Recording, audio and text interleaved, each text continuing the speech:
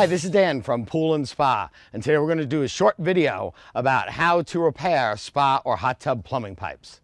Well, the hardest part about repairing a hot tub or a spa plumbing pipe really isn't actually doing the repair. It's finding out where it is.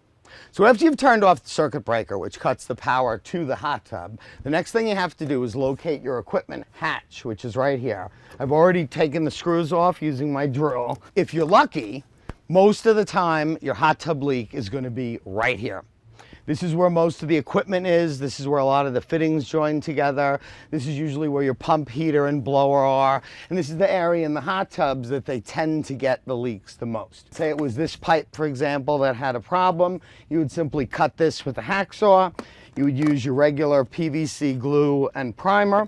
You could go to any sort of big box or hardware store, get regular PVC fittings. You would cut this and you would fix it and you wouldn't have a leak anymore.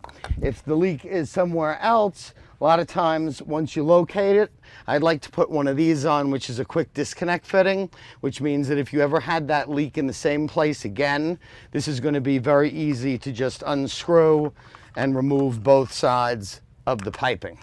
Now, if you're not lucky, your hot tub has full foam insulation in it. That would be the difference between just having the foam sprayed on the acrylic here and having the entire cabinet filled with foam like this. If that's the situation, the problem is going to be that your leak, even though you might see water here or you might see water there, the leak could be someplace else. If that's the situation that you're in, I would strongly recommend you call a pool or a hot tub professional in. This is Dan from Pool and Spa, and this was a quick video about how to repair your own spa or hot tub plumbing pipes.